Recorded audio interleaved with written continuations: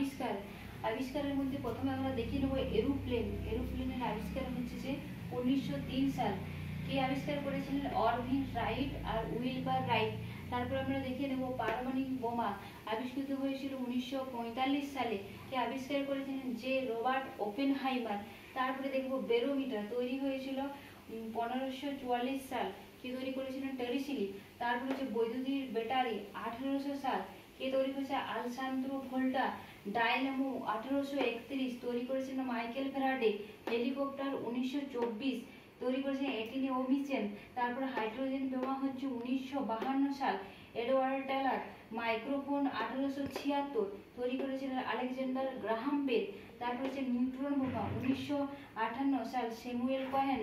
ছাপাখানা তৈরি হয়েছিল 1455 তৈরি করেছিলেন জোহান গুটেনবার্গ। তারপর আমরা দেখে নেব সুপার কম্পিউটার 1976 সাল তৈরি করেছিলেন জে এইচ ভন টাসেল। তারপরে দেখে নেব টেলিফোন 1876 আলেকজান্ডার গ্রাহাম বেল। তারপর টেলিস্কোপ হচ্ছে যে 1608 সাল তৈরি করেছে হেন্স লিপার্স। তারপর টেলিভিশন মেকানিক্যাল তৈরি হয়েছিল 1926 সাল জন বেয়ার্ড। তারপর টেলিভিশন ইলেকট্রনিক 1927 সাল করেছিলেন পিটি ফার্নসওয়ার্থ। থার্মোমিটার 1593 সাল তৈরি করেছিলেন যে গ্যালিলিও গ্যালিনি।